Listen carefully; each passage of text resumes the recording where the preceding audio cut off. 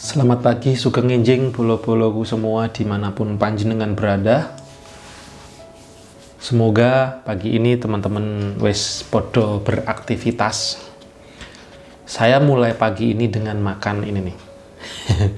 Teman ada yang tahu nggak apa ini? Kurma Rutop Rayyan, yaitu kurma muda.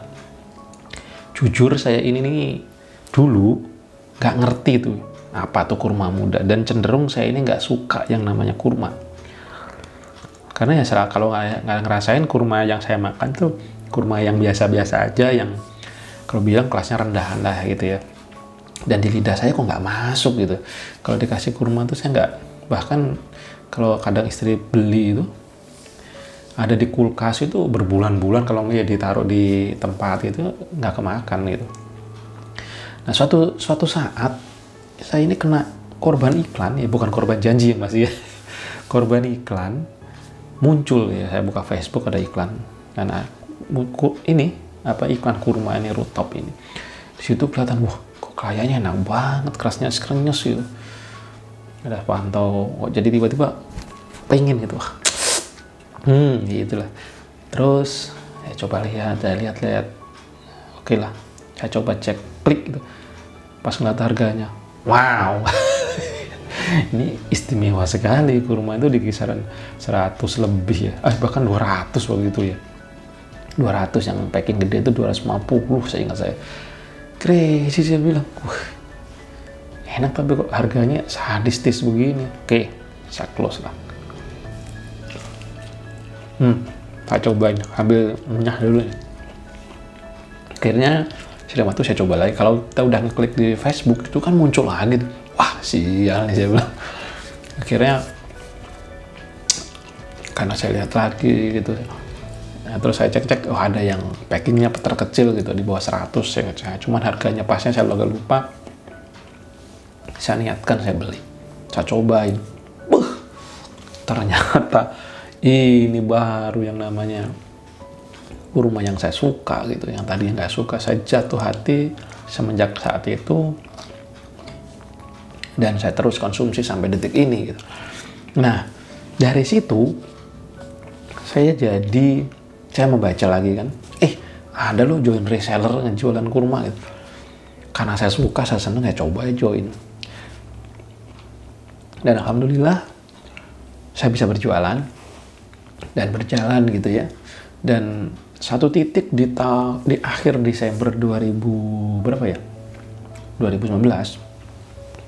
saya ditawarin lah sama ownernya.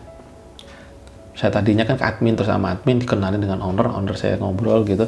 Saya ditawarin, mas, ya pak, dipanggil mas sama pak, lupa lah, itu mau nggak kalau saya datangkan guru, kita belajar bareng-bareng untuk mengenai iklan FB Ads. Wah, dengan senang hati tentunya ya, karena saya ini jujur kalau masalah iklannya nggak begitu punya nyali, dan nggak begitu gimana ya, intinya saya ngerti basicnya karena saya jujur karena saya pernah lama kerja di bidang IT. Saya paham betul gimana ngoprek segala macem. Dan yang saya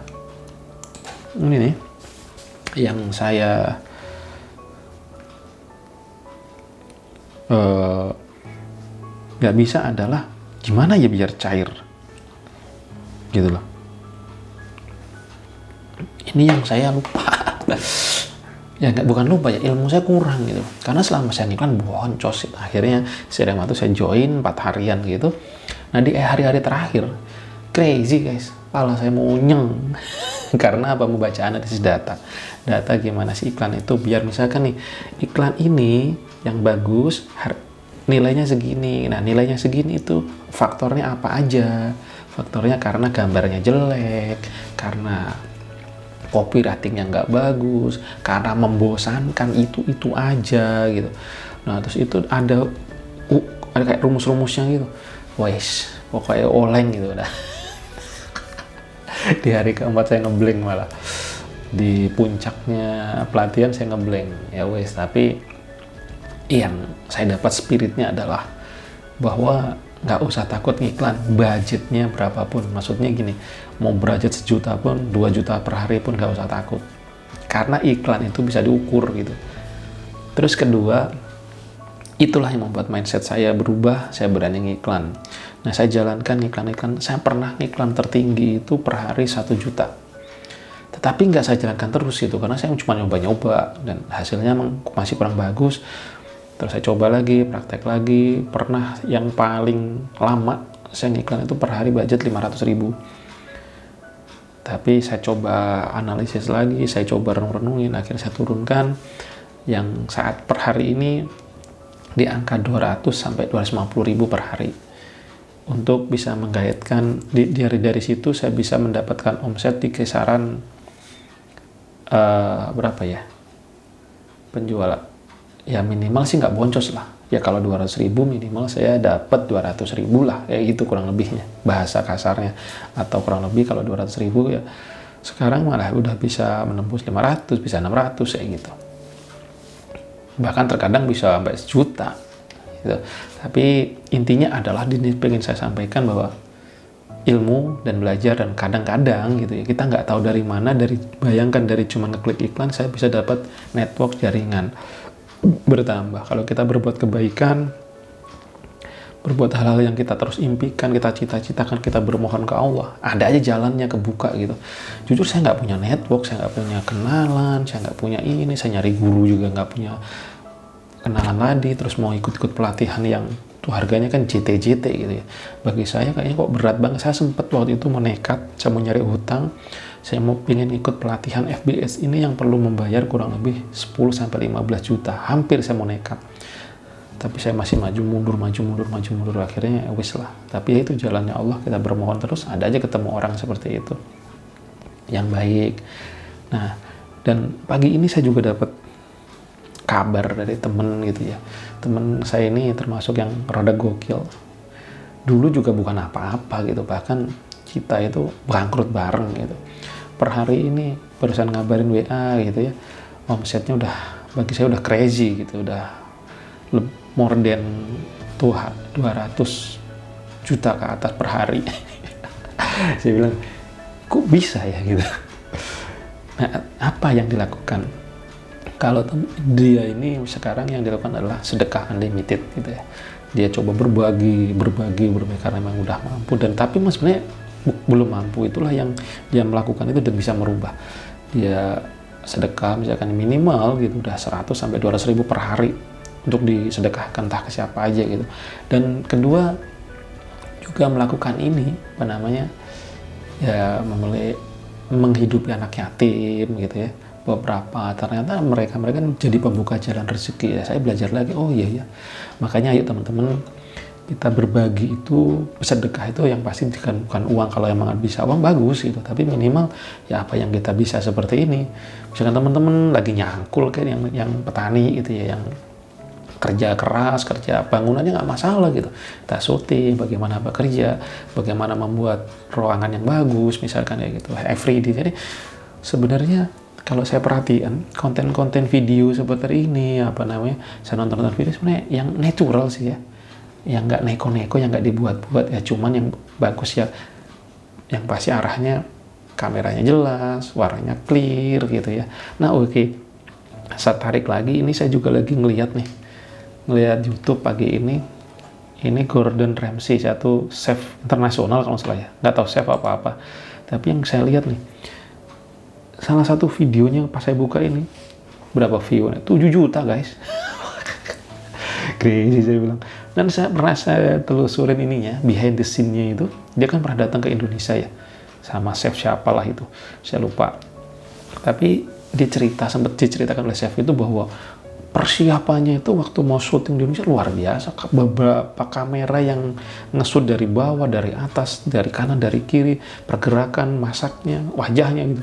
Itu berapa kamera gitu, dan kameranya itu yang pro banget gitu ya. Mungkin stasiun kelas digital TV segala macam gitu kali ya, sepertinya ya, atau sekelas Netflix lah kalau bahasa sekarangnya gitu.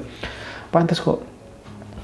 Kalau masak sih ya kayaknya dia nggak begitu gitu, rada santai gitu, tapi bahkan ada cengengesan juga, tapi figurnya tinggi. Nah, yang di sini kalau saya perhatiin ya, bahwa dia cuma menampilkan kualitas gambar yang oke. Nah, bayangkan cuma makanan aja, tapi kok gila banget gitu, bisa seperti ini, bahkan dunia gitu. Levelnya kita belajar bahwa kualitas.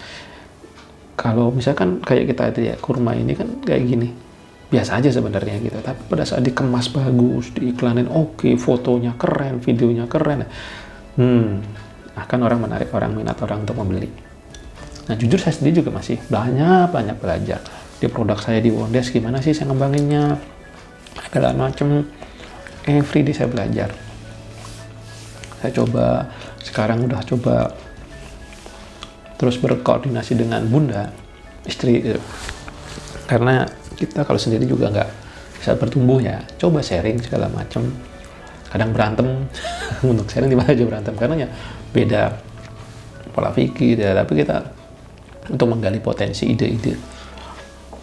Jadi teman-teman, di tahun baru yang hari kedua, semoga teman-teman tetap semangat apapun kondisinya. Ternyata di tengah pandemi ini masih ada aja peluang yang luar biasa, seperti teman saya tadi yang tiba-tiba malah naik, wow gitu kan. Jadi jangan ngeluh, yakinlah masih ada Allah yang menolong kita.